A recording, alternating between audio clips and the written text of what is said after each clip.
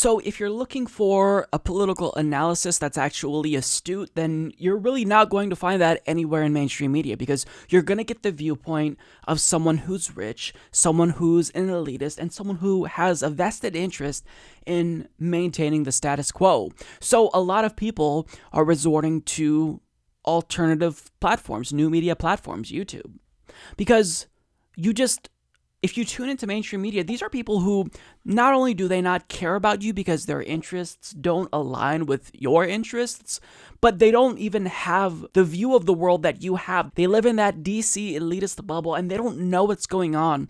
So every once in a while, though, there will be someone who penetrates that bubble and tells the establishment exactly what they need to hear.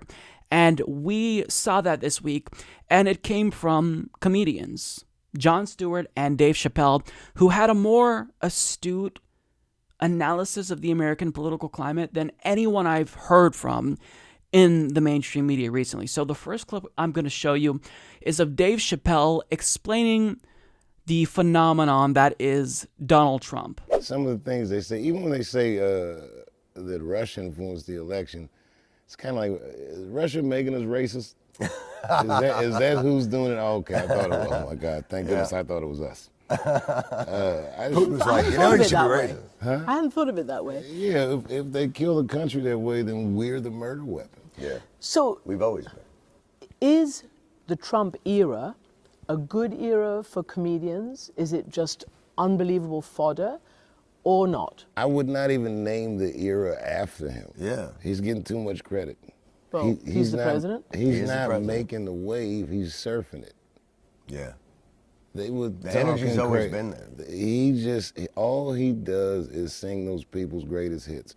Build a Wall, all these things we've heard before. He just sings all the songs. He's the only one that has been brash enough to do it. That was such a phenomenal point, and really it's similar to the points that individuals like myself, Kyle Kulinski, Jimmy Dore, and others have been making about the Russia situation.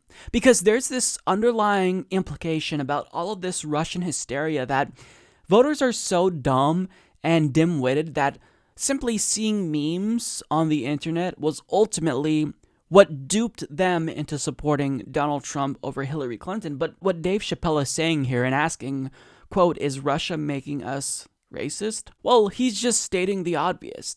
In order to support Donald Trump, there had to be something inherently appealing about his platform to begin with. You had to already be predispositioned to want to support Donald Trump. So I kind of feel like a lot of people in the mainstream media used this Russian issue as a scapegoat because they don't want to do a real cost-benefit analysis as to why voters actually did opt for Donald Trump. I mean, a lot of them loved his racism, but others liked him because he campaigned as an anti-establishment politician, and a lot of people just wanted to burn down the establishment because it wasn't serving them very well. Now, also, Dave Chappelle says, if they killed the country, that is, if Russia killed the country, then we're the murder weapon. And that's such a powerful point to make along these lines. Now, this is what he said that's really, really important in my view. He said, quote, I would not even name the era after Trump. He's getting too much credit. He's not making the wave, he's surfing it. All he does is sing those people's greatest hits. Build the Wall, all those things we've heard before. He just sings all those songs. He's the only one that's been brash enough to do it. That is exactly the truth in this situation. And even if individuals within that DC elitist bubble can't see that, it's what we all see.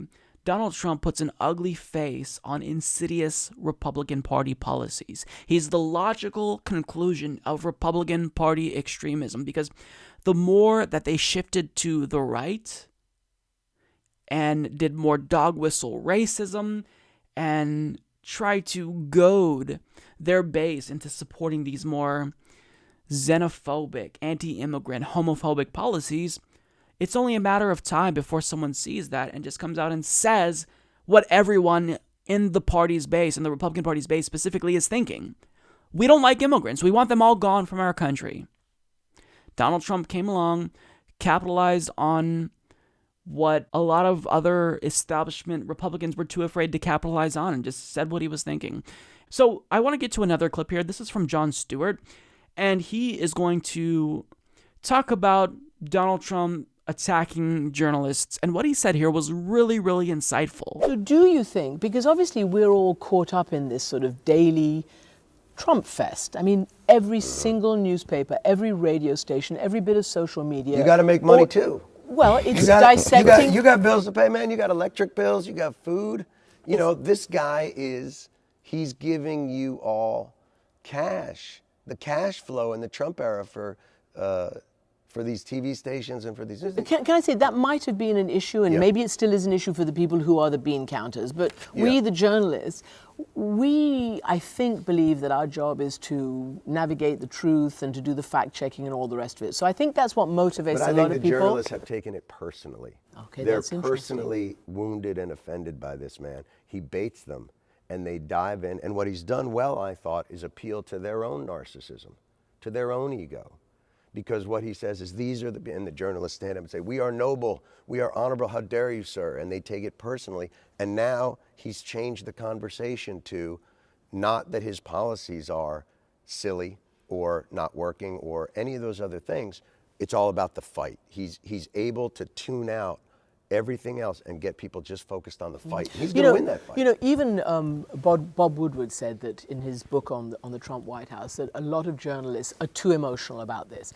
But it's hard for us to be dispassionate when words from the White House are aggressive against us and you know, raise the spectrum of violence against think us. Of the communities no, we're used to it, believe me. Think of the communities We've been of out there color. in the field. Think of Muslims. Think of the black community. People, you know, when journalists rise to this outrage of how dare you say this about us, think of the lives that they've been leading under this and what they've been put on. So first of all, he brought up the point about how these TV stations, you know, their nonstop coverage of Donald Trump, it's profitable for them. They may not like Donald Trump, but they know that talking about Donald Trump nonstop before and after the election, it benefits them because they get ratings, they get more advertising dollars, and they love it. Trump is ratings gold for them. And it's why, you know, they broadcasted empty Donald Trump podiums during the primaries rather than talking about Bernie Sanders. Because Donald Trump was a story that got them money. So that's a really important point that he wasn't able to fully elaborate on before the journalist cut him off. But he also made another point. He says journalists have taken it personally, referring to when Trump attacks the media. They're personally wounded and offended by this man. He baits them. They dive in, and what he's done well, I thought, is appeal to their own narcissism, to their own ego, and now he's changed the conversation to not that his policies are silly or not working or any of those other things. It's all about the fight. He's able to get people to tune out of everything else and just focus on the fight, and he's going to win that fight. Now, in what he said there's kind of this underlying implication that Jon Stewart thinks maybe Donald Trump is intentionally trying to have this adversarial relationship with the press and be overly antagonistic because he's playing 4-dimensional chess or 10-dimensional chess. I don't think Donald Trump is that bright, and really I don't think that Jon Stewart is trying to suggest that here. I think that really Donald Trump, he's driven by his own ego and narcissism. So if he sees negative coverage, he simply responds to it as, you know, a petulant child would. So that's what I think this is about. But I could be wrong. I'm just kind of speculating on what Jon Stewart thinks here. But he makes a broader point that is so fundamentally important that I'm so glad he said it. He states that, you know, what Donald Trump is doing here is he's wounding the egos of journalists.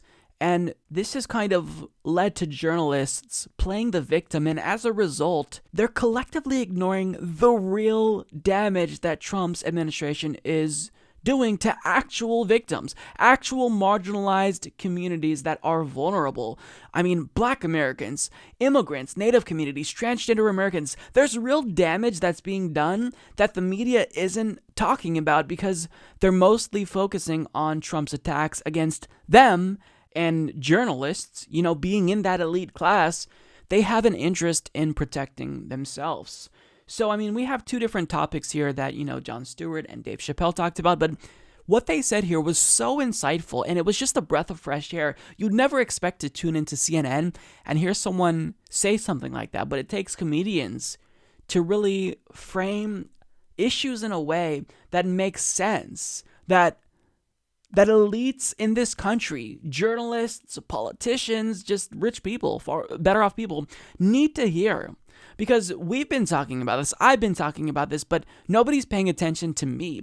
But people who actually are famous with the real platform, who has at least some ability to affect change by getting word out about what matters, that's really important. So I couldn't not share this. I could listen to these two talk for days. They really are gems in this country, and I wish that they would speak more about politics because everything that they say is just completely on point. Support this podcast by becoming a patron at patreon.com/Humanist Report.